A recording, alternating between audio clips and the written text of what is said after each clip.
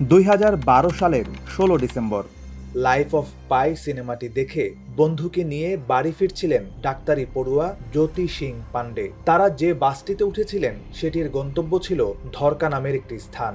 বাসে তখন চালক সহ মাত্র 8 জন যাত্রী। কিছু দূর যাওয়ার পরই বাসটি তার নির্ধারিত রুট ছেড়ে অন্য রুটে ঢুকে পড়ে। এর একটু পর জ্যোতি ও তার বন্ধুর দিকে চেপে এসে বসে বাসের যাত্রীরা। বাসের রুট বদল এবং যাত্রীদের এমন আচরণের প্রতিবাদ করেন দুই বন্ধু। বদলে লোহার রড দিয়ে পিটিয়ে মারাত্মকভাবে আহত করা হয় তাদেরকে। জিজ্ঞাসা করা হয় এত রাতে কোথায় কি করতে গিয়েছিল তারা। পেটাতে পেটাতেই বাসের এক কোনায় নিয়ে যাওয়া হয় জ্যোতিকে। এরপর একে একে ড্রাইভার ছাড়া প্রত্যেকে ধর্ষণ করে তাকে। ওই সময় ড্রাইভার গাড়ি চালিয়ে যাচ্ছিল। পরবর্তীতে হেল্পার গাড়ি চালায় এবং ধর্ষণ করে ড্রাইভারও।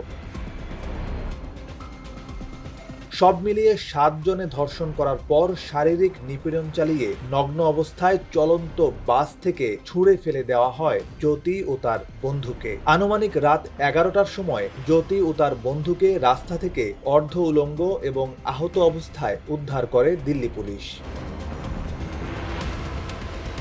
এই ঘটনায় বিক্ষোভে ফেটে পড়ে পুরো ভারত। ক্ষোভ ছড়িয়ে পড়ে ভারতের বাইরেও। জনগণের চাপে জ্যোতির জন্য সর্বোচ্চ চিকিৎসার ব্যবস্থা করে ভারত সরকার। চিকিৎসার জন্য তাকে পাঠানো হয় সিঙ্গাপুরের মাউন্ট এলিজাবেথ হাসপাতালে। কিন্তু মস্তিষ্কে অতিরিক্ত রক্তক্ষরণ, নিউমোনিয়া এবং তলপেটে জীবাণু সংক্রমণের কারণে 13 দিন লড়াই করে না ফেরার দেশে চলে যায় জ্যোতি। নিহত জ্যোতি ভারতে পরিচিতি পেয়েছিল নির্ভয়া নামে। আর চাঞ্চল্যকর এই ঘটনার পর ভারতে বদলে গিয়েছিল ধর্ষণের সংজ্ঞা ও শাস্তিও। ঘটনার 5 দিনের মধ্যে সকল দোষী ব্যক্তিদের গ্রেপ্তার করে দিল্লি পুলিশ। বিচার চলাকালীন এদের একজন আত্মহত্যা করে তিহার জেলে। এছাড়াও নাবালক একজনকে পাঠানো হয় সংশোধনাগারে। 2013 সালের সেপ্টেম্বরে 23 বছর বয়সী নির্ভয়াকে গণধর্ষণ করে হত্যার দায়ে 6 আসামির মধ্যে 4 জনের ফাঁসির আদেশ দেয় দিল্লির ফাস্ট ট্র্যাক কোর্ট। এই 4 জন ছিলেন অক্ষয় ঠাকুর, বিনয় শর্মা, মুকেশ সিং ও পবন গুপ্ত।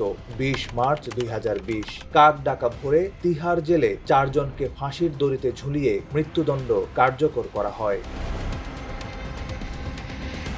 সাইফ বিন আইয়ুব, সময়ের আলো।